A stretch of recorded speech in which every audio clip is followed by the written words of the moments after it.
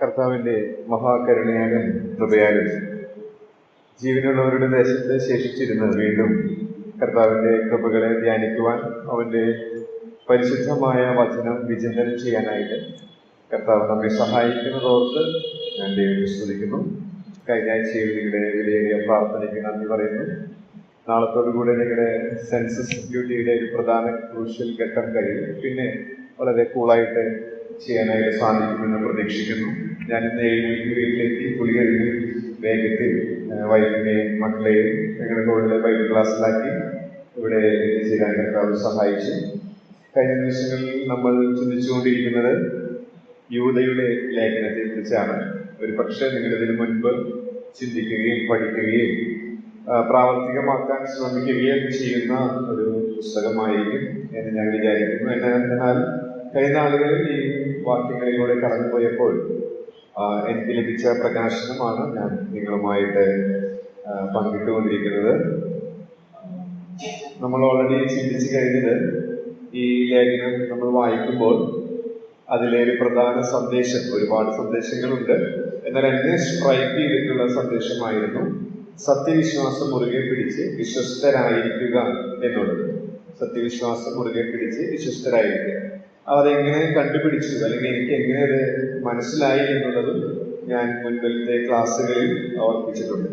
അപ്പോൾ ആ സത്യവിശ്വാസം മുറുകെ പിടിച്ച് വിശ്വസ്തരായിരിക്കുക എന്നുള്ളവരുടെ ചില പ്രത്യേകതകളാണ് നമ്മൾ ഈ 25 വാക്യങ്ങളിലൂടെ ചിന്തിക്കുന്നത്.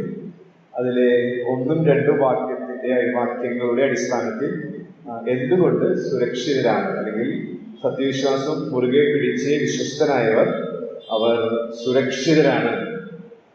അപ്പൊ എന്തുകൊണ്ട് സുരക്ഷിതരാണ് എന്നുള്ളതിനെ കുറിച്ച് ചില കാര്യങ്ങൾ നമ്മൾ ഓർക്കാനിടയായിട്ട് തീർന്നു. യജമാനനുണ്ട്, ആ യജമാനന്റെ ചില പ്രത്യേകതകൾ നമ്മൾ ഓർത്തു. രണ്ടാമതായിട്ട് 1ആം വാക്യത്തിൽ തന്നെ വിളിക്കപ്പെട്ടതിനാൽ നമ്മൾ സുരക്ഷിതരാണ്. അപ്പോൾ അതിന്റെ ചില പ്രത്യേകതകൾ, ആ വിളിയുടെ ചില പ്രത്യേകതകൾ നമ്മൾ ഓർക്കാനിടയായിട്ട് തീർന്നു. എന്തുകൊണ്ട് സുരക്ഷിതരാണെന്ന് ചോദിച്ചാൽ സ്നേഹിക്കപ്പെട്ടതിനാൽ എന്ന് പറഞ്ഞു. അപ്പോൾ ആ പിതാവായ ദൈവം പുത്രനെ എങ്ങനെ സ്നേഹിച്ചുവോ അതുപോലെ തന്നെ നമ്മെയും സ്നേഹിക്കുന്നു. അതുകൊണ്ട് നമുക്കറിയാം, അനാഥർക്ക് വളരെയധികം അരിഷ്ടതാ ബോധമുണ്ടായിരിക്കും. വളരെ അവർ അസ്വസ്ഥരായിരിക്കും, അവർക്കൊരു സുരക്ഷിതത്വമില്ല. എന്നാൽ നമ്മെ സംബന്ധിച്ച് നമുക്കൊരു പിതാവുണ്ടെന്നുള്ളത് ആ രീതിയിൽ കലങ്ങാതെ കുലുങ്ങാതെ ഈ പായം നമ്മുടെ യാനം തുടരാൻ സഹായിക്കും. ആ സ്വർഗസ്ഥനായ പിതാവിന്റെ പ്രത്യേകതകൾ എന്തൊക്കെയാണെന്നുള്ളത് നമ്മൾ ഓർക്കാനിടയായിട്ട് തീർന്നു.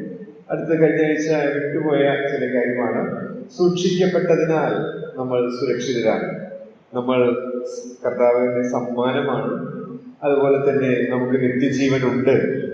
അതൊക്കെ നമ്മുടെ സൂക്ഷിപ്പിനോടുള്ള ബന്ധത്തിൽ നമുക്ക് ഓർക്കാനായിട്ട് സാധിക്കും. നമുക്ക് പിതാവായ ദൈവമുണ്ട്, പുത്രനാം ദൈവമുണ്ട്, പരിശുദ്ധാത്മാവാം ദൈവമുണ്ട്. അപ്പോൾ ഈ കാര്യങ്ങളൊക്കെ നമ്മൾ ചിന്തിക്കുന്നത് സുരക്ഷിതരാണ്, അത് സൂക്ഷിക്കപ്പെട്ടതിനാൽ എന്നുള്ളതിന്റെ അടിസ്ഥാനത്തിലാണ്. ഒടുവിലായിട്ട് 1ഉം 2ഉം വാക്യങ്ങളിൽ എന്തുകൊണ്ട് സുരക്ഷിതരാണെന്ന് ചോദിച്ചാൽ അനുഗ്രഹിക്കപ്പെട്ടതിനാൽ വർദ്ധിക്കുമാറാകട്ടെ. ഒരു ബ്ലെസ്സിങ്ങിന്റെ ചിത്രമാണ് 2ആം വാക്യത്തിന്റെ അവസാനം. വർദ്ധിക്കുമാറാകട്ടെ, വർദ്ധനവ്. അപ്പോൾ അതിനെ ഞാൻ തലക്കെട്ട് കൊടുത്തത് അനുഗ്രഹിക്കപ്പെട്ടതിനാൽ എന്നുള്ളതാണ്. എന്തൊക്കെ അനുഗ്രഹങ്ങളാണ് നമുക്ക് ലഭിച്ചിരിക്കുന്നത്? നമുക്കറിയാം, പഴയ നിയമത്തിൽ ഭൗതിക അനുഗ്രഹങ്ങളാണെങ്കിൽ പുതിയ നിയമത്തിൽ ആത്മീക അനുഗ്രഹങ്ങളാണ്. അതോടുകൂടെ ഭൗതിക അനുഗ്രഹങ്ങൾ നമുക്ക് ലഭിക്കുന്നു എന്നുള്ളതാണ്. കരുണ, സമാധാനം, സ്നേഹം, ഇതെല്ലാം നമുക്ക് ലഭ്യമാണ്. അത് തന്നെ വലിയൊരു അനുഗ്രഹമാണ്. അത് തന്നെ നമ്മുടെ എല്ലാ ആവശ്യങ്ങൾക്കും മതിയായതാണ്. മാത്രമല്ല, ദിനംതോറും സ്വന്തം ഇഷ്ടത്തിന് മരിച്ചുകൊണ്ട് നമ്മൾ ജീവിക്കുമ്പോൾ അത് വർദ്ധമാനമായ രീതിയിൽ നമുക്ക് അനുഭവിക്കാനായിട്ട് സാധിക്കും. അങ്ങനെ നമ്മൾ 1ഉം 2ഉം വാക്യങ്ങൾ ചിന്തിച്ചു കഴിഞ്ഞു. നിങ്ങൾക്കത് മനസ്സിലായി കാണുമെന്ന് ഞാൻ പ്രതീക്ഷിക്കുന്നു. പിന്നീട് നമ്മൾ കഴിഞ്ഞ ആഴ്ച 3ഉം 4ഉം വാക്യങ്ങളിൽ നിന്നാണ് ചിന്തിക്കാനായിട്ട് തുടങ്ങിയത്. ഇന്നും കർത്താവ് അനുവദിക്കുകയാണെങ്കിൽ അടുത്ത ആഴ്ച ഈ 3ഉം 4ഉം വാക്യങ്ങൾ തീർക്കാം എന്നാണ് ഞാൻ പ്രതീക്ഷിക്കുന്നത്.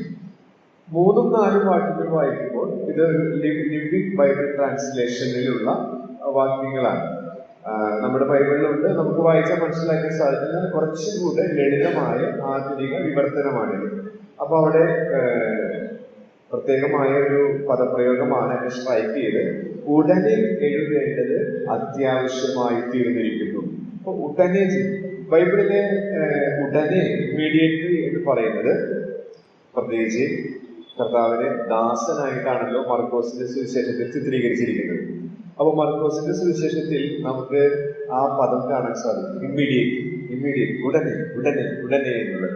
അപ്പൊ ആ ദാസൻ എന്ന് പറയുമ്പോൾ പിതാവിനെ പൂർണ്ണമായി അനുസരിച്ച പുത്രൻ, കർത്താവിനെ കുറിച്ചാണ് നമ്മൾ മർക്കോസിന്റെ സുവിശേഷത്തിൽ വായിക്കുന്നത്. അപ്പോൾ ഇവിടെ ഉടനെ എന്ന പ്രയോഗം അത് അനുസരണത്തിന്റെ ചിത്രമാണ് നമ്മുടെ മനസ്സിൽ കൊണ്ടുവരുന്നത്. അപ്പൊ 3-4 വാക്യങ്ങളിൽ ഈ 3-ാമത്തെ വാക്യത്തിൽ ദൈവാത്മാവിന്റെ പ്രേരണയ്ക്ക് അനുസരിക്കുന്ന യൂദയെ നമ്മൾ ഇവിടെ കാണുന്നു. എന്നാൽ 4-ാമത്തെ വാക്യത്തിലോ, 4-ാമത്തെ വാക്യത്തിൽ നമ്മോടൊപ്പം വായിക്കുന്നത് ഒരിക്കൽ ക്രിസ്ത്യാനികളായി കഴിഞ്ഞാൽ പിന്നെ ദൈവം ശിക്ഷിക്കുമെന്നുള്ള ഭയം കൂടാതെ നമുക്ക് ഇഷ്ടമുള്ളതെന്ന് പ്രവർത്തിക്കാമെന്ന് പഠിപ്പിക്കുന്ന അഭക്തരായ ചില ഉപദേഷ്ടാക്കന്മാർ നിങ്ങളുടെ ഇടയിൽ നുഴഞ്ഞു കടന്നിട്ടുള്ളത് കൊണ്ടാണ് ഞാനിത് എഴുതുന്നത്. അത് മാത്രമല്ല, അവരുടെ മറ്റൊരു പ്രത്യേകത, അവർ ക്രിസ്തുവിന് വിരോധമായി പ്രവർത്തിക്കുന്നവരാണ്, അവർക്ക് ശിക്ഷാവിധി ഉള്ളവരാണ്.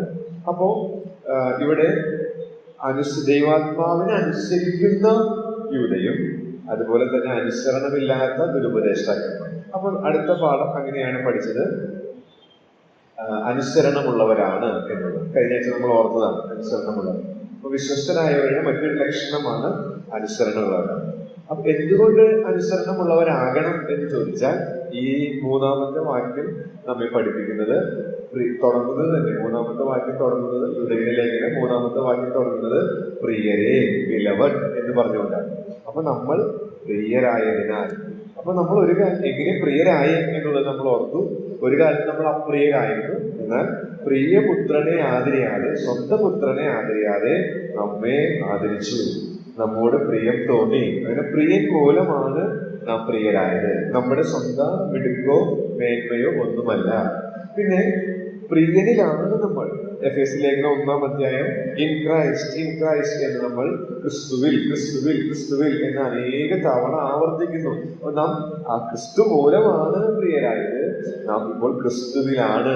മാത്രമല്ല ഇനി ക്രിസ്തുവിനെ പോലെ നമ്മൾ ആകും. അപ്പോ അതുകൊണ്ട് നാം ആ പ്രിയനെ പോലെ ആകണം, അനുസരണമുള്ളവരാകണം എന്ന് നമുക്ക് പഠിക്കാനായിട്ട് ഇടയായി തീർന്നു.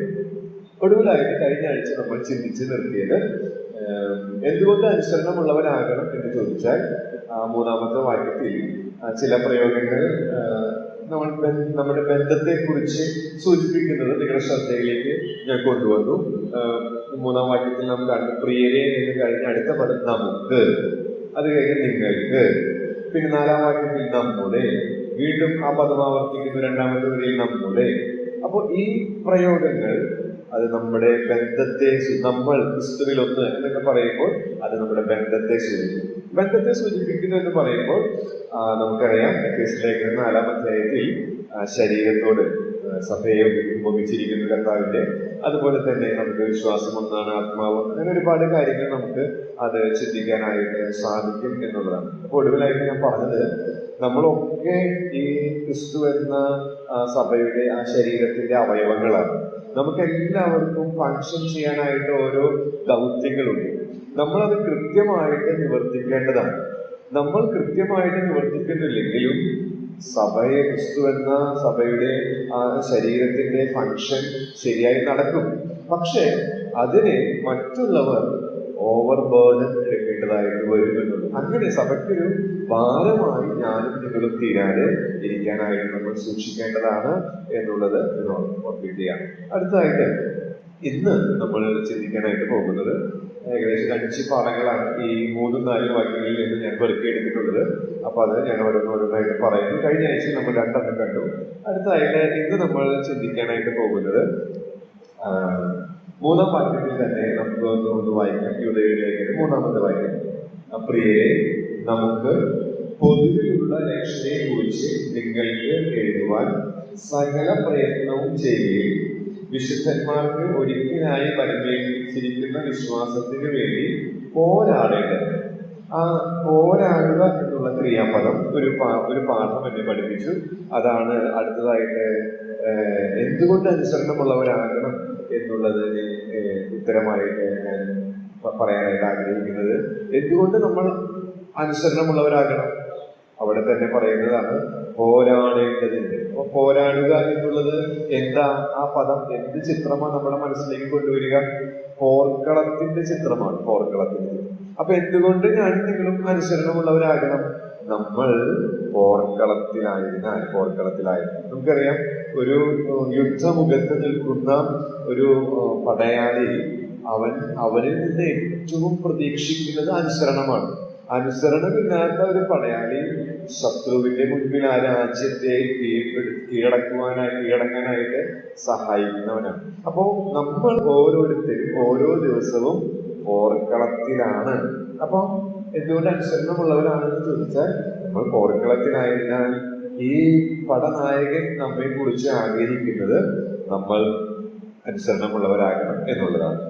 അപ്പോ ഈ പോർക്കളത്തിൽ എന്ന് പറയുമ്പോൾ നമുക്കറിയാം, എനിക്കൊരു 15 വയസ്സുള്ളപ്പോൾ 16 വയസ്സുള്ളപ്പോൾ ഞങ്ങളുടെ സൺഡേ സ്കൂളില് അവസാനത്തെ ക്ലാസ്, ഇപ്പൊ ഞങ്ങളുടെ ഹോളിൽ ക്ലാസ് എടുക്കുന്ന PV സന്യാസനാണ് ഞങ്ങൾക്ക് എടുത്തിട്ടുണ്ടായിരുന്നത്. ഞങ്ങളൊരു 6 ചെറുപ്പക്കാരാണ്. അപ്പൊ അദ്ദേഹം പറഞ്ഞ ഒരു കാര്യമാണ്. അപ്പോഴാണ് ആദ്യമായിട്ട് ഞാൻ എന്റെ വീട്ടില് ഇങ്ങനെ പഠിക്കണം, പറയണം, എങ്ങനെയായിരുന്നു പറഞ്ഞു തന്നിട്ടുണ്ടായിരുന്നില്ല. കാരണം ഞാൻ രക്ഷിക്കപ്പെട്ട് മുന്നോട്ട് വരുമ്പോ ഫാദർ രക്ഷിക്കപ്പെട്ടിട്ടില്ല, അമ്മ മാത്രമാണ് രക്ഷിക്കപ്പെട്ടത്. അപ്പോ അദ്ദേഹം ഞങ്ങളെ പഠിപ്പിച്ചൊരു പാഠമാണ്. വചന പഠനത്തിൽ എന്നെ ഒരുപാട് സഹായിച്ചിട്ടുണ്ട്. നിങ്ങളും ചെയ്യുന്നതായിരിക്കും. ഒരിക്കൽ കൂടെ കേൾക്കുന്നതൊന്നും കുഴപ്പമില്ല, അതുകൊണ്ട് എനിക്ക് പ്രയോജനമായി ഞാൻ പറയാം. അപ്പൊ അദ്ദേഹം പറഞ്ഞത്, നമ്മള് വചനം വായിക്കുമ്പോൾ, ഞങ്ങൾ കുട്ടികളാണ്, ഞങ്ങളോട് പറയാണ്, ലാസ്റ്റ് ക്ലാസ് ആണ് അദ്ദേഹത്തിന്റെ, 12ാം ക്ലാസ് വരെ കഴിഞ്ഞിട്ട് സ്പെഷ്യൽ ബൈബിൾ ക്ലാസ് അറേഞ്ച് ചെയ്തിട്ട് ഞങ്ങളെ പറഞ്ഞേക്കും. അപ്പൊ ആ ക്ലാസ്സിൽ അദ്ദേഹം ഒരു ക്ലാസ്സിൽ ഞങ്ങളോട് പറഞ്ഞത്, നിങ്ങൾ വചനം പഠിക്കുമ്പോൾ ആ പറയുന്ന ആശയത്തിന് സമാനമായ അനേക ഭാഗങ്ങളുണ്ടായിരിക്കും. അപ്പോൾ നിങ്ങൾ യഥാർത്ഥമായി ശുദ്ധ ഹൃദയത്തോടുകൂടെ പാപങ്ങളൊക്കെ ഏറ്റു പറഞ്ഞ് വീക്ഷിക്കപ്പെട്ട് ദിനത്തോടും നമ്മൾ ജീവിക്കുമ്പോൾ, തിരുവഴുത്തിന്റെ മുമ്പാകെ ഇരിക്കുമ്പോൾ, ആ ഭാഗം നിങ്ങളുടെ ഹൃദയത്തിനോട് സംസാരിക്കുക, ഇടപെടുമ്പോൾ, അല്ലെങ്കിൽ നിങ്ങൾ സ്ട്രൈക്ക് ചെയ്യുമ്പോൾ അതിന് സമാനമായ ഭാഗങ്ങൾ തിരുവഴുത്തിന്റെ മറ്റു ഭാഗങ്ങളിൽ ഉണ്ടാകും. അത് നിങ്ങൾ സ്വയമായിട്ട് കണ്ടെത്തണം. അങ്ങനെ കണ്ടെത്തണമെങ്കിൽ നിങ്ങൾ ക്രമമായി വചനം വായിക്കുന്ന ശീലം വളർത്തണം എന്ന് പറഞ്ഞു. അപ്പൊ അത് ഞാൻ ഇപ്പോഴും പാലിക്കുന്നുണ്ട്. അതായത് അന്ന് മുതൽ ആ ശീലം ഞാൻ തുടർന്നു. അപ്പൊ നമ്മൾ ഒരു ഭാഗം നമ്മൾ ചിന്തിക്കുമ്പോൾ അതിന് സമാനമായ ഭാഗങ്ങൾ നമ്മുടെ മനസ്സിലേക്ക് വരും. കുറെ വരും, എല്ലാം പറഞ്ഞാൽ നിങ്ങൾക്ക് ബോറാവും. അപ്പൊ അതുകൊണ്ട് തന്നെ പ്രസക്തമായ ചില കാര്യങ്ങൾ ഇതിനോട് ആയിട്ടുള്ളത് ഒരു പക്ഷേ നിങ്ങളുടെ മനസ്സിലേക്ക് ഇതിനോടൊക്കെ വന്നിട്ടുണ്ടാവും. വചനം പഠിക്കുമ്പോൾ അങ്ങനെ ചെയ്യുന്നത് നല്ലതാണ് എന്ന് എനിക്ക് തോന്നിയിട്ടുണ്ട്. അപ്പൊ ഇവിടെ പോർക്കളം എന്ന് പറയുമ്പോൾ ഒരു പ്രത്യേകിച്ച് ഒരു ലേഖനത്തിന്റെ ഒരു ഭാഗത്തേക്ക് നമ്മുടെ ശ്രദ്ധയെ പോകാൻ സാധ്യതയുണ്ട്. അതല്ലാതെ തന്നെ പോകാം, പക്ഷെ ഞാനത് നിങ്ങളുടെ ശ്രദ്ധയിലേക്ക് കൊണ്ടുവരേണ്ടത് ഞാൻ തന്നെ ഇവിടെ പറഞ്ഞിട്ടുണ്ട്. തിമോഥെയോസിന് എഴുതിയ 2ാമത്തെ ലേഖനത്തിൽ 2ാം അധ്യായത്തിൽ ഒരു വിശ്വാസിയുടെ 10 ചിത്രങ്ങൾ പൗലോസ് വരയ്ക്കുകയാണ്. അതിലൊരു ചിത്രം വളരെ മനോഹരമാണ്. 2 തിമോഥെയോസ് 2-ന്റെ 3-4 വാക്യങ്ങളാണ്. 2 തിമോഥെയോസ് 2-ന്റെ 3-4 വാക്യങ്ങൾ. നാം അവിടെ എങ്ങനെയാണ് വായിക്കുന്നത്? ക്രിസ്തുയേശുവിന്റെ നല്ല മകനായി നീയും എന്നോട് കൂടെ കഷ്ടം സഹിക്കുക.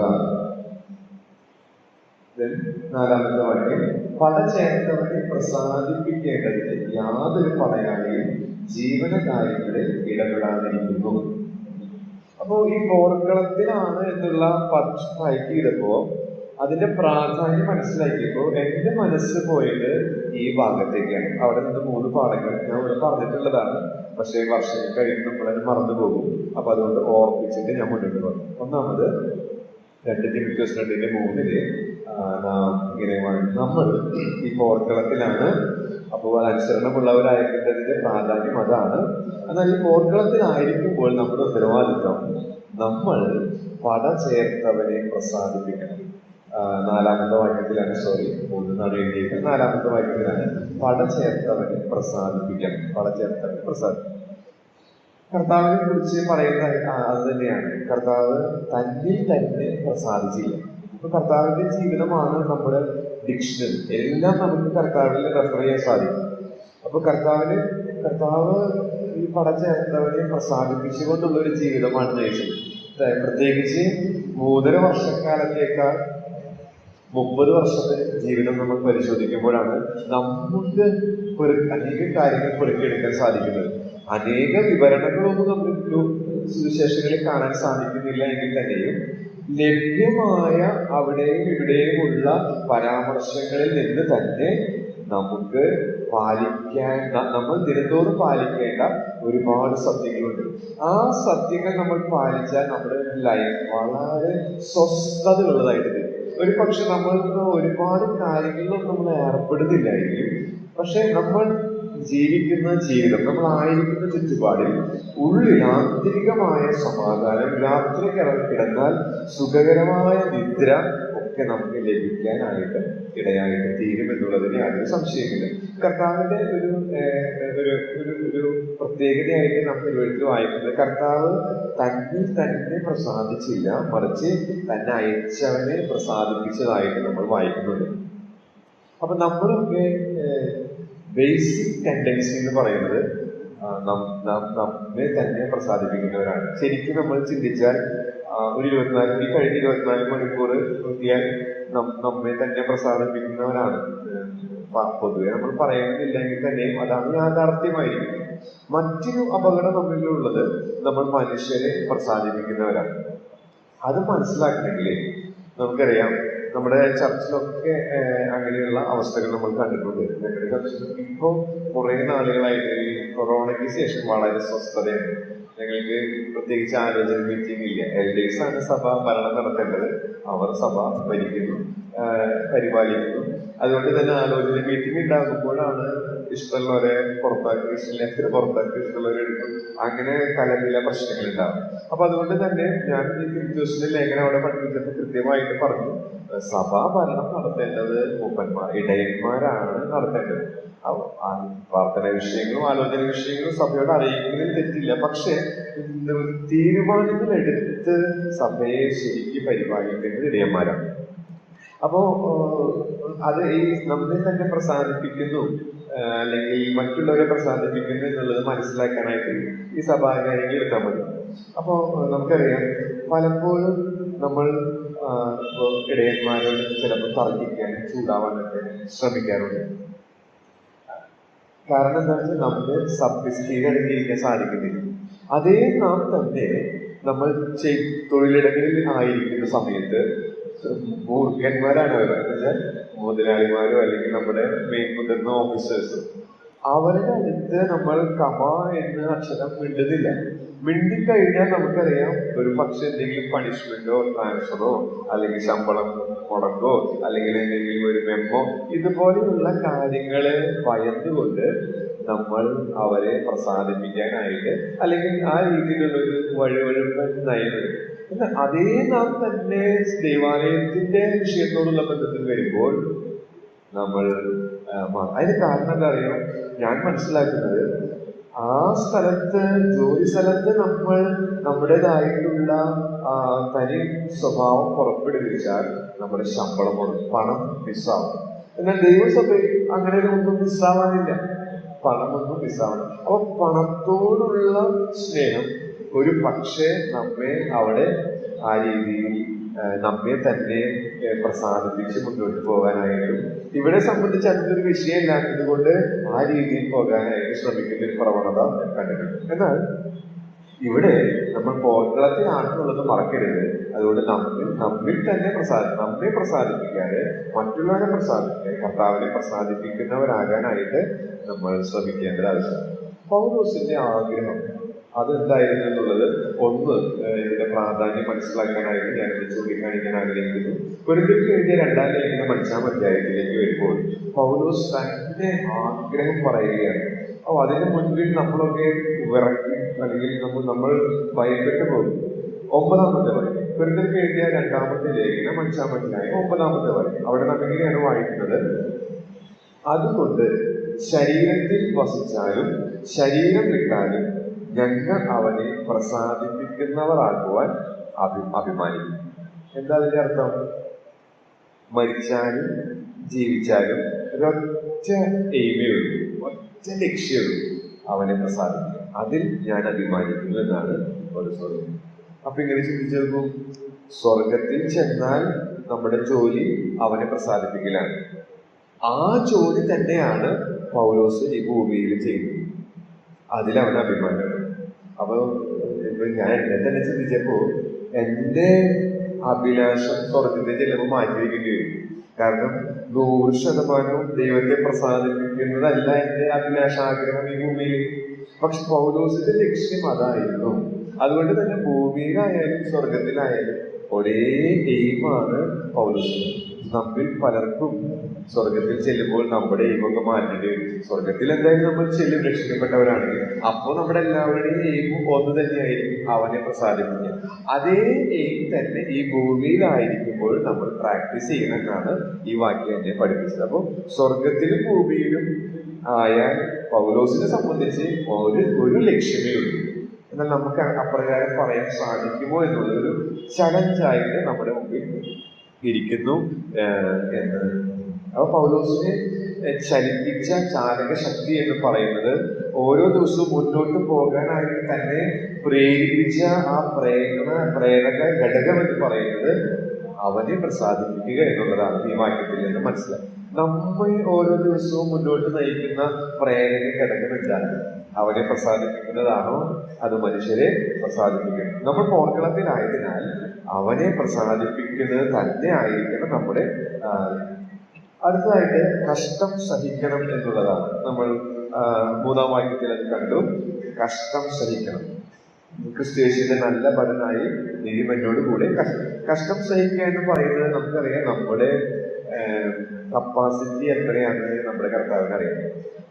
അത് കവിഞ്ഞ് ഒന്നും കർത്താവ് തരില്ല. ഒരു എഴുത്തുകാരന്റെ കോട്ടാണ് എന്നെ അത് കൂടുതൽ മനസ്സിലാക്കാൻ സഹായിക്കുന്നത്. നമുക്ക് നടപ്പല്ലാത്ത പരീക്ഷ കർത്താവ് അനുവദിക്കില്ല. കാരണം കർത്താവ് വിശ്വസ്തനാണ്. അപ്പൊ അത് മനസ്സിലാക്കാൻ അദ്ദേഹം കമന്റ് ചെയ്യുന്നതിന്റെ കമന്ററിയിൽ എഴുതിയത് ഇങ്ങനെയാണ്: 1-ാം ക്ലാസ്സിൽ പഠിക്കുന്ന കുട്ടിക്ക് 10-ാം ക്ലാസ്സിലെ ക്വസ്റ്റ്യൻ പേപ്പർ കൊടുക്കില്ല. ദൈവത്തിന്റെ പ്രത്യേകതയാണ്. 1-ാം ക്ലാസ്സിൽ പഠിക്കുന്ന കുട്ടിക്ക് 10-ാം ക്ലാസ്സിലെ ക്വസ്റ്റ്യൻ പേപ്പർ കൊടുക്കില്ല. അപ്പൊ അത് കൃത്യമായിട്ട് എനിക്ക് മനസ്സിലായി. കാരണം നമ്മുടെ കപ്പാസിറ്റി, 1-ാം ക്ലാസ്സുകാരന്റെ കപ്പാസിറ്റി എന്താണെന്ന് 1-ാം ക്ലാസ്സിലെ ക്വസ്റ്റ്യൻ പേപ്പർ ഇടുന്നവർക്ക് അറിയാം. അതേ അളവിലുള്ള ക്വസ്റ്റ്യൻ പേപ്പർ എഴുതിയുള്ളൂ. അതല്ലാതെ 10-ാം ക്ലാസ്സിൽ ഇട്ടാൽ എന്തായിരിക്കും ആ കൊച്ചിന്റെ അവസ്ഥ? ഇതുപോലെയാണ് നമ്മുടെ പിതാവാം ദൈവം. നമ്മുടെ കപ്പാസിറ്റി എന്താണെന്നുള്ളത് കൃത്യമായിട്ട് അവരറിയാം. ആ ക്വസ്റ്റ്യൻ, ആ നിലവാരത്തിലുള്ള ക്വസ്റ്റ്യൻ പേപ്പറെ കർത്താവ് നമുക്ക് തരികയുള്ളൂ. അതുകൊണ്ട് തന്നെ നമ്മൾ കടന്നു പോകുന്ന സാഹചര്യങ്ങൾ ഒരു പക്ഷെ കഷ്ടത, ചിലപ്പോൾ ഭയങ്കര ടെൻഷൻ, എന്താ ചെയ്യാനുള്ള ആശങ്കകളൊക്കെ ഉണ്ടാകും. പക്ഷെ അതിന് മധ്യത്തിൽ ഓർക്കുക, നാം അവന്റെ മാറിൽ ചാടാനായിട്ട് ശ്രമിച്ചാൽ, അവനിൽ സ്വസ്ഥത, വിശ്രാമം കണ്ടെത്താനായിട്ട് നമ്മൾ ശ്രമിച്ചാൽ, എല്ലാ പ്രതിസന്ധികളെയും അതിജീവിക്കാനായിട്ട് അവൻ നമ്മെ സഹായിക്കുന്നതും അവൻ നമ്മെ നടത്തുന്നതും നമുക്ക് മനസ്സിലാക്കാനായിട്ട് സാധിക്കും എന്നുള്ളത് ഞാനിവിടെ. അപ്പൊ കഷ്ടം സഹിക്കണം എന്ന് പറഞ്ഞാൽ ഒരിക്കൽ ചേർന്നാൽ ജീവിതകാലം മുഴുവൻ എന്നുള്ള ആശയമാണ് കഷ്ടം സഹിക്കുന്നത്. അവിടെ നാം 2:3 വായിച്ചത് ക്രിസ്തുയേശുവിന്റെ നല്ല പഠനം പട്ടാളത്തിൽ ചേർന്ന് കഴിഞ്ഞാൽ അതിനുള്ള കാലത്തോളം അവൻ സാക്രിഫൈസ് ചെയ്യേണ്ടവനാണ്. അപ്പോൾ നമ്മളെ സംബന്ധിച്ച് നാം ആ പോർക്കളത്തിലാണ്, ആ നല്ല യജമാനന്റെ, ആ പടനായകന്റെ കീഴിലെ പടയാളികളാണ്. ഒരിക്കൽ ചേർത്ത് കഴിഞ്ഞാൽ പിന്നെ നമ്മൾ ആജീവനാന്തം പടന്മാരായി തന്നെ അടരാടേണ്ടതാണ് എന്നുള്ളത് മനസ്സിലാക്കണേ. അടുത്തായിട്ട് 2:3 നിലനിൽക്കണം എന്നുള്ള ആശയമുണ്ട്. എന്നോടുകൂടെ കഷ്ടം സഹിക്കുക. അപ്പോൾ നിലനിൽക്കണം എന്നുള്ള ആശയം. നിലനിൽക്കണം എന്ന് വെച്ചാല് എത്ര നാൾ ജീവിച്ചിരിക്കുന്നുവോ അത്ര നാൾ സജീവമായിരിക്കും. പോർക്കളത്തിൽ നാം ആയിരിക്കുമ്പോൾ അവിടെ അലസനായിരുന്നാൽ എന്തായിരിക്കും അവസ്ഥ? ശത്രു ഈസി ആയിട്ട് ജയമെടുക്കാനിടയായിട്ട് തീരും. അപ്പം നിലനിൽക്കണം എന്ന് പറയുമ്പോൾ എത്ര നാളാണോ നമ്മൾ ജീവിച്ചിരിക്കുന്നത് അത്ര നാളും സജീവമായിരിക്കണം, ആക്റ്റീവായിരിക്കണം എന്നുള്ള ആശയമുണ്ട്. ഈ നിലനിൽക്കണം മനസ്സിലാക്കാനായിട്ട് ഒരു ദൃഷ്ടാന്തം അത് പറഞ്ഞപ്പോ എനിക്ക് മനസ്സിലേക്ക് വന്നത്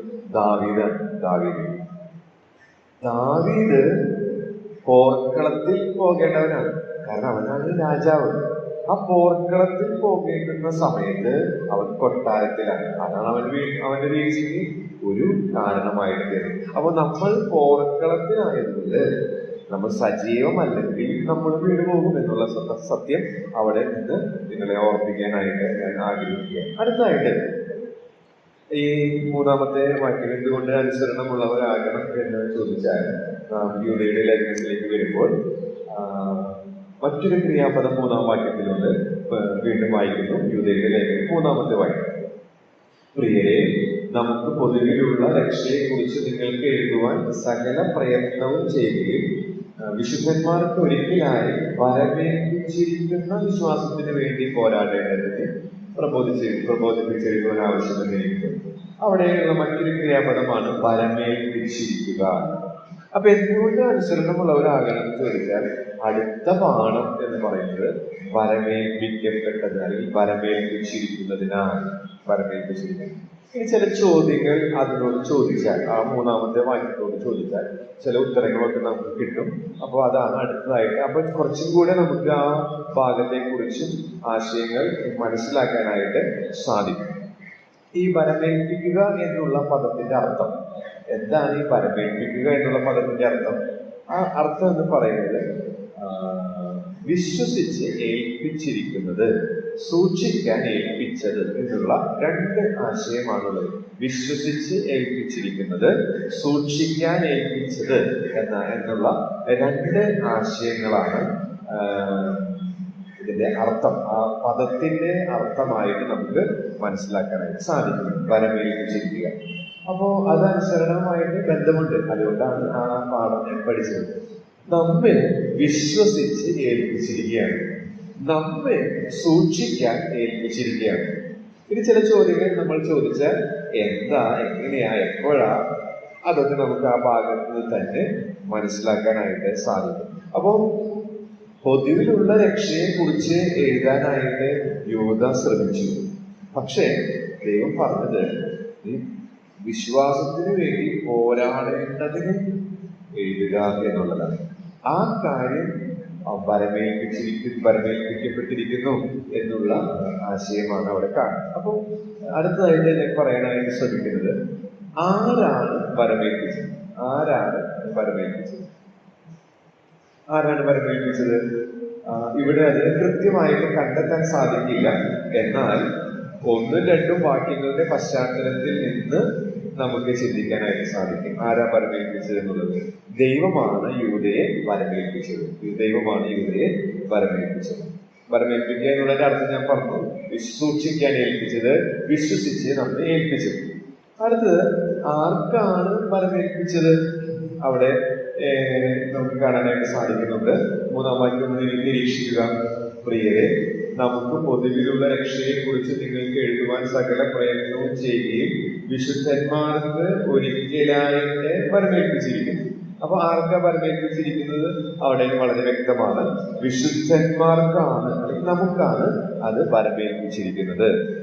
അടുത്തൊരു ചോദ്യം, എപ്പോഴാണ് വരമേൽപ്പിച്ചത് അല്ലെങ്കിൽ എങ്ങനെയാണ് വരമേൽപ്പിച്ചത് എന്ന് ചോദിച്ചാൽ നമുക്ക് അവിടെ തന്നെ കാണാം. ഒരിക്കലായിട്ട്, ആ ക്രിയാപദത്തിന്റെ ഒരു വിശേഷണമാണ് ഒരിക്കലായിട്ട് വിശേഷിക്കുന്നത്, ഒരിക്കലായിട്ട് വരമേൽപ്പിച്ചിരിക്കുന്നത്. ഒരിക്കലായി എന്നുള്ളതിന് മൂലഭാഷയിൽ അത് അർത്ഥസമ്പുഷ്ടമാണ്. ഒരിക്കൽ എന്നേക്കുമായി. നമ്മുടെ കർത്താവിന്റെ യാഗത്തെ കുറിച്ച് പറയുമ്പോൾ ഒരിക്കൽ മരിക്കും എന്ന് പറയുമ്പോൾ, അതുപോലെ തന്നെ ഏകയാഗത്തെ കുറിച്ച് പറയുമ്പോഴൊക്കെ ഉപയോഗിക്കാനായിട്ട് ഒരിക്കൽ എന്നേക്കുമായി എന്നുള്ള ധ്വനിയാണ് ആ പദത്തിന്റെ അർത്ഥം. എന്ന് വെച്ചാൽ കാലങ്ങൾ കഴിയുന്തോറും ഈ വരമേൽപ്പിച്ചത് മാറ്റേണ്ട ആവശ്യമില്ല. വേറെ രീതിയിൽ പറഞ്ഞാൽ, ഇപ്പൊ പണ്ടെല്ലാവർക്കും കഷ്ടപ്പാടും ദുരിതങ്ങളൊക്കെ ആയിരുന്നു. എന്നാൽ ഇപ്പോൾ അത് ആ അവസ്ഥയ്ക്ക് മാറ്റം വന്നു. അപ്പോ സമ്പത്ത് കൂടി. അപ്പൊ അതുകൊണ്ട് ഈ വരമേൽപ്പിച്ചതിൽ കുറച്ച് മാറ്റങ്ങൾ വരുത്താൻ പാടില്ല. ഒരിക്കൽ എന്നേക്കുമായിട്ട് വരമേൽപ്പിച്ചതാണ്. ഇനി കുറെ പണ്ട് ഭയങ്കര ദുരിത കാലഘട്ടങ്ങളായിരുന്നു.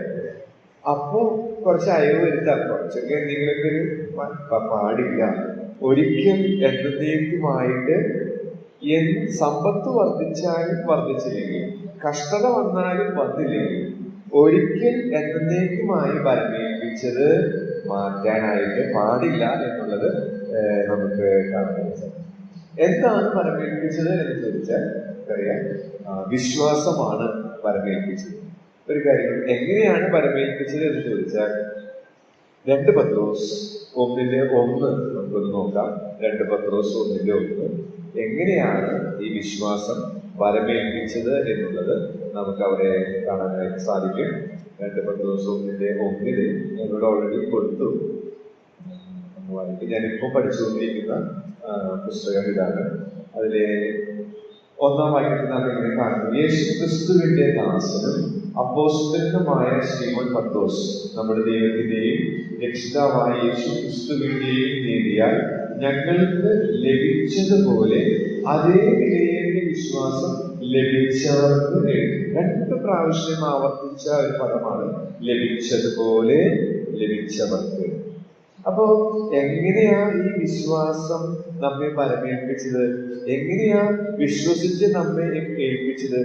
എങ്ങനെയാ നമ്മെ സൂക്ഷിക്കാനായിട്ട് ഏൽപ്പിച്ചത്? ഈ വിശ്വാസം ലഭിച്ചതാണ്. നമ്മുടെ മിടുക്കോ, നമ്മുടെ വിദ്യാഭ്യാസ യോഗ്യതയോ, നമ്മുടെ കഴിവോ, നമ്മുടെ സാമർഥ്യമോ ഒന്നുമല്ല ആ ലഭിച്ചത് എന്നുള്ള പദത്തിന്റെ അർത്ഥം. ഇതിന്റെ ഗുണഭോക്താക്കളുടെ എന്തെങ്കിലും മെറിറ്റിന്റെ അടിസ്ഥാനത്തിലല്ല, മറിച്ച് ഇത് ആരാണോ കൊടുക്കുന്നത് ആ വ്യക്തിയുടെ ക്രെഡിറ്റിന്റെ അടിസ്ഥാനത്തിലാണ്, മെറിറ്റിന്റെ അടിസ്ഥാനത്തിലാണ് ഇത് കൊടുക്കുന്നത്. അപ്പോ ശരിക്കും പറഞ്ഞാൽ, ലളിതമായിട്ട് പറഞ്ഞാൽ, നമുക്ക് ലഭിച്ച ഈ അതിവിശുദ്ധ വിശ്വാസം അത് ദൈവം നമ്മുടെ യോഗ്യതകളൊന്നും നോക്കാം. നമുക്ക് യോഗ്യത എന്ന് പറയാനൊന്നുമില്ല. റോമാലേഖനത്തിൽ നാം വായിക്കുന്നത് ആകയാൽ വിശേഷത എന്ത് പറയാം? വിശേഷത അശേഷമില്ല എന്നാണ്. അപ്പോ വിശേഷത പറയാൻ അശേഷമില്ലാത്ത നമുക്ക്, അതായത് അയോഗ്യതയിൽ സമ്പൂർണരായ നമുക്ക് ദൈവം തന്റെ യോഗ്യതയ്ക്കനുസരിച്ച് നൽകിയതാണ് ഈ വിശ്വാസം എന്നുള്ളത് നമുക്ക് ഓർക്കാനായിട്ട് സാധിക്കും. അപ്പൊ എന്തുകൊണ്ട് അനുസരണമുള്ളവരാകണമെന്ന് ചോദിച്ചാൽ, യൂദയുടെ ലേഖനം 3-ാം വാക്യത്തിൽ കാണുന്നു പരമേൽപ്പിച്ചിരിക്കുന്നതിനാൽ. എന്താ പരമേൽപ്പിച്ചത് എന്ന് ചോദിച്ചാൽ വിശ്വാസമാണ്.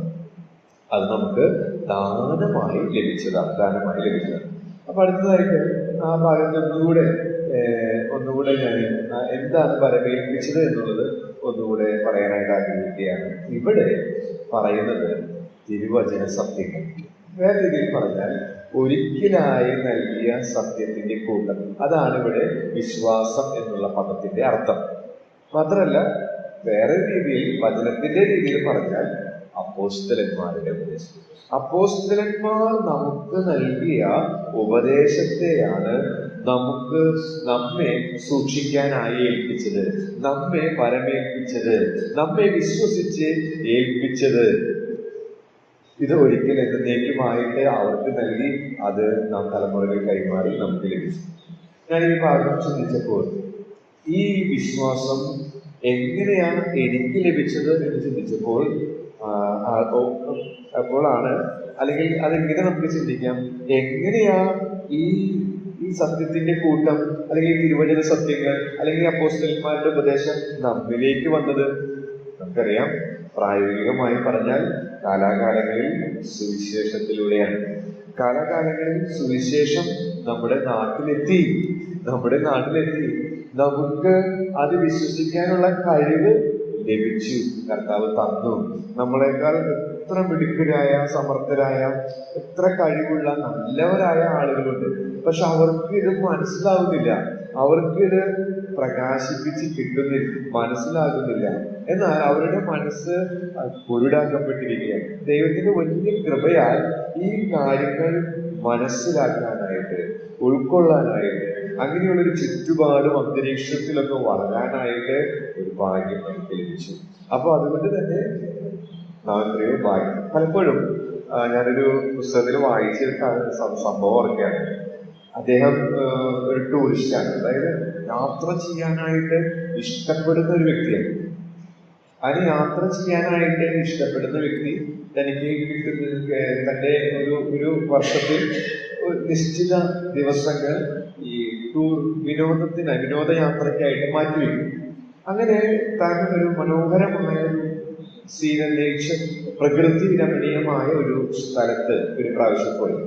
അങ്ങനെ തന്റെ റിസോർട്ടിൽ നിന്ന് തന്നെ തനിക്ക് ലഭിക്കുന്ന വ്യൂ എന്ന് പറയുന്നത് തനിക്കിതിൽ ഇൻട്രസ്റ്റ് ഉള്ളത് കൊണ്ട്, താൻ ഇതിൽ ക്രേസ് ആയതുകൊണ്ട് വളരെ ഇതുവരെ അനുഭവിക്കാത്തൊരു ഫീലാണ് തനിക്ക് ലഭിക്കുന്നത്. അപ്പോഴാണ് താൻ ആ സീനറി കണ്ടുകൊണ്ടിരുന്ന സമയത്താണ് അത് കണ്ട് ആസ്വദിച്ചുകൊണ്ടിരിക്കുമ്പോഴാണ് അവിടുത്തെ ഗാർഡൻ ഇറങ്ങാൻ അദ്ദേഹം ശ്രദ്ധിച്ചത്. അദ്ദേഹം ആ ഗാർഡനിന് അടുത്തേക്ക് ചെന്നു. എന്നിട്ട് അദ്ദേഹത്തോട് പറഞ്ഞു, താങ്കൾ എത്ര ഭാഗ്യവാനാണ്, എല്ലാ ദിവസവും ഈ മനോഹരമായ ഈ പ്രകൃതി രമണീയമായ ഇത് ആസ്വദിക്കാൻ താങ്കൾക്ക് സാധിക്കുന്നല്ലോ. ഞാനാണെങ്കിൽ എത്രയോ ലക്ഷങ്ങൾ മുടക്കിയാണ് ഇത് ആസ്വദിക്കാനായിട്ട് ഇവിടെ വന്നത്.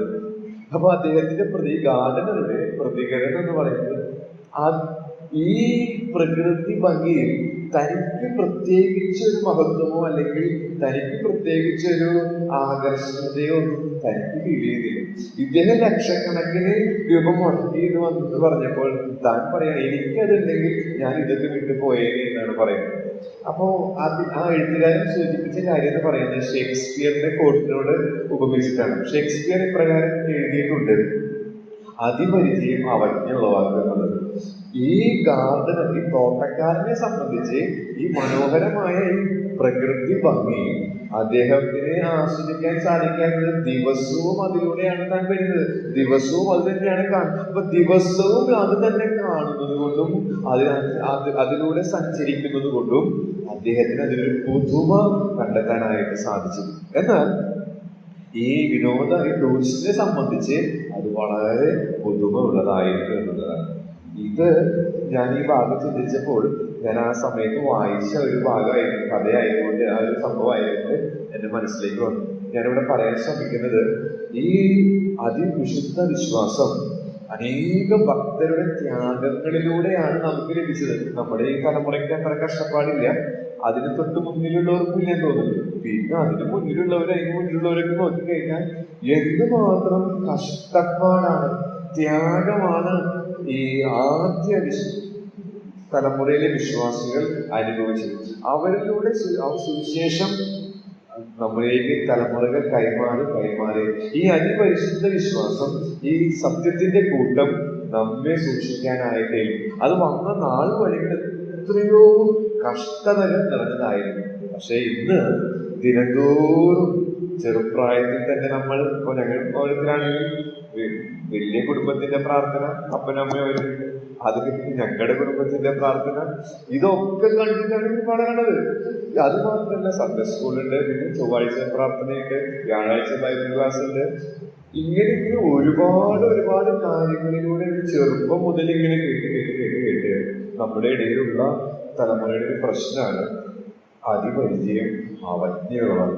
എന്നാൽ സത്യത്തിൽ നേരെ തിരിച്ചാണ് സംഭവിക്കേണ്ടത്. ഈ നമ്മെ വിശ്വസിച്ച് ഏൽപ്പിച്ച ഈ സത്യങ്ങളുടെ കൂട്ടം, നമ്മളെ സൂക്ഷിക്കാൻ ഏൽപ്പിച്ച ഇതിന്റെ മഹത്വം മനസ്സിലാക്കി കുറെ കൂടെ താഴ്മയുള്ളവരായിട്ട് ഇതിനു വേണ്ടി പോരാടേണ്ടതാണ് എന്നുള്ളതാണ് ഞാനിവിടെ നിന്ന് ഓർപ്പിക്കാനായിട്ട് ആഗ്രഹിക്കുന്ന കാര്യം പറയുന്നത്. അടുത്തായിട്ട്, അനുസരണമുള്ളവരാണ് പരമേൽപ്പിച്ചിരിക്കുന്നത്. എന്താണ് പരമേൽപ്പിച്ചത്? വിശ്വാസമാണ്. അത് അപ്പോസ്തലന്മാരുടെ ഉപദേശമാണ് എന്നുള്ളത് നമ്മൾ ഓർത്തു. അതിന് ചില പ്രത്യേകതകൾ കൂടെ പറഞ്ഞ് ഞാൻ നിർത്താൻ വിചാരിക്കുന്നു. പിന്നെയും ചില കാര്യങ്ങളുണ്ട്, പക്ഷെ ഞാനത് അനുവദിക്കുകയാണെങ്കിൽ അടുത്ത ആഴ്ച പറയാൻ വിചാരിക്കുന്നു. ഈ അപ്പോസ്തലന്മാരുടെ പ്രത്യേകത എടുത്ത് വായിക്കണമെന്നില്ല, ജസ്റ്റ് ഒന്ന് പറഞ്ഞു പോകുന്നേ. 2 കൊരിന്ത്യർ 10:1 നമ്മൾ വായിക്കേണ്ട. അത് ക്രിസ്തു കേന്ദ്രീകൃതമാണ്, വ്യക്തി കേന്ദ്രീകൃതമല്ല. ഇപ്പോൾ ഞാനിവിടെ നിങ്ങൾക്ക് ഈ കാര്യങ്ങൾ, ഞാൻ മനസ്സിലാക്കിയ കാര്യങ്ങൾ പറയുന്നു. ഒരിക്കലും ഞാൻ എന്നിലേക്ക് കേന്ദ്രീകരിക്കാനായിട്ട് ശ്രമിക്കുന്നുവെങ്കിൽ ഞാൻ കൊള്ളരുതാത്ത വേലക്കാരനാണ്. മറിച്ച് ഞാൻ പറയുന്ന കർത്താവിലേക്കാണ് നിങ്ങളുടെ ശ്രദ്ധയെ കേന്ദ്രീകരിക്കുന്നതെങ്കിൽ ഞാൻ കർത്താവിന്റെ നാളിൽ അത് മാനിക്കപ്പെടാനിടയായിരുന്നു.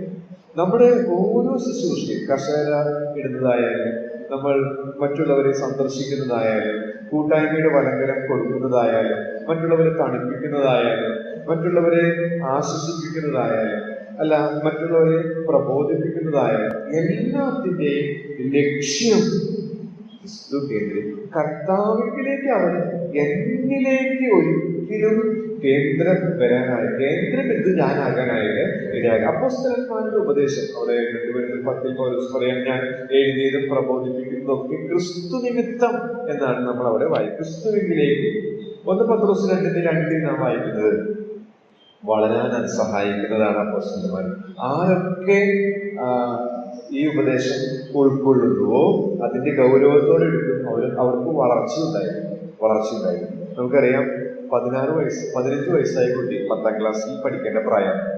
ആ 10ാം ക്ലാസ്സിൽ എത്തേണ്ടതിന് വേണ്ടിയിട്ടാണ് അവൻ 1ാം ക്ലാസ്സിൽ 5 വയസ്സുള്ളപ്പോൾ ചേർത്തിയത്.